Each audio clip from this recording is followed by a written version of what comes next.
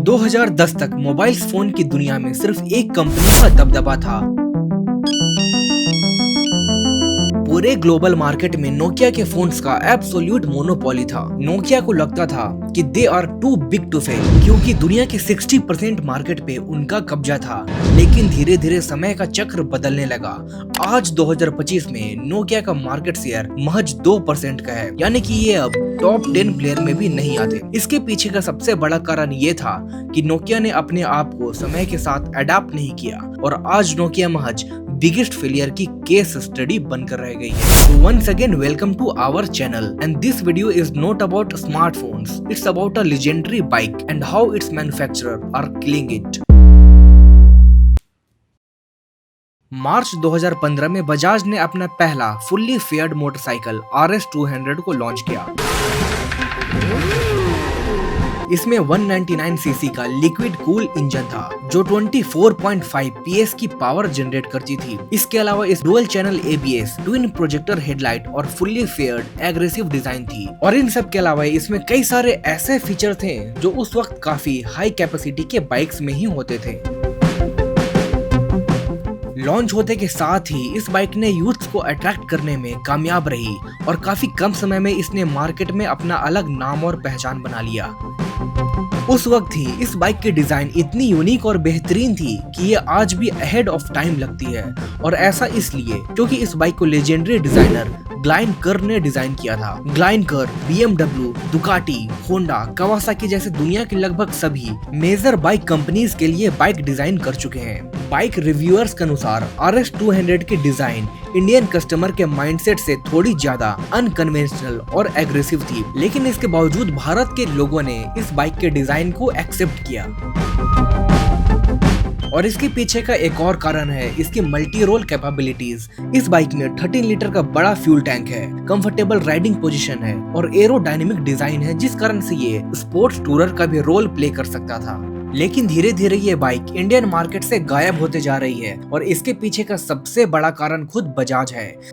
We obviously did not have a V-Box to test it, but I think this is the fastest Pulsar yet, mainly because of this fairing. It's the first fully faired motorcycle from Bajaj on a Pulsar, and it obviously works because I was able to clock 151-152 kilometers per hour at the back straight here at Sakand, where we couldn't go any further because we hit the rev limiter. So I would definitely say this is the fastest Pulsar yet. And क्योंकि 2015 में launch किए जाने के बाद से इसमें कोई भी बड़ा बदलाव नहीं किया गया था और अब जाकर यानी कि 2025 में एक दशक बाद इस बाइक में मस्ट नीडेड चेंजेस को ऐड किया गया है। लेकिन अब तक इसकी कई सारी कॉम्पिटिटर जैसे कि R15 पूरे मार्केट को ऑलरेडी डोमिनेट कर चुकी है। R15 की पूरे भारत में 1 मिलियन से भी ज्यादा यूनिट्स बिक चुके हैं और हर महीने इस बाइक के 7200 यूनिट सोल्ड होते हैं। वहीं RS200 की सेल R15 के मुकाबले लगभग ना के बराबर है, जबकि RS200 ने इंडियन मार्केट में बहुत करेक्ट टाइम पे एंट्री मारा था।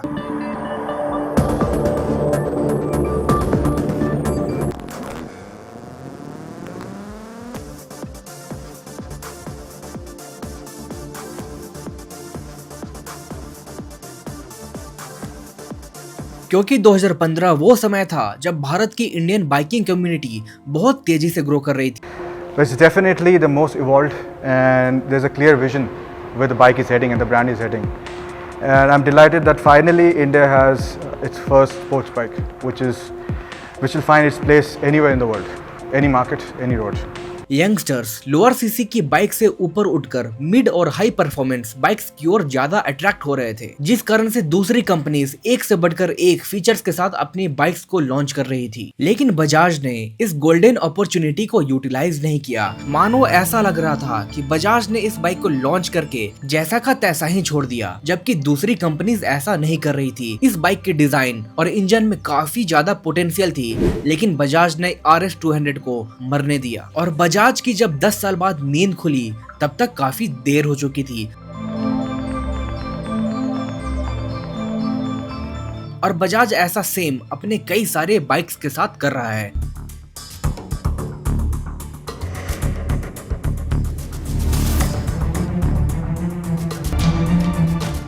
उन बाइक्स के नाम अब कमेंट में लिखे। अगर बजाज के RS 200 को यामाहा के R15 से सीधे तौर पे अपडेट वाइज कंपेयर करें तो R15 को इंडिया में 2008 में लॉन्च किया गया था और इसके हर एक 5 साल में यामाहा ने इसके डिजाइन को अपग्रेड किया, इंजन को रिफाइन किया और इलेक्ट्रॉनिक्स को ऐड किया, जिस कारण से ये समय के हिसाब से अपने आप को चेंज कर पाया।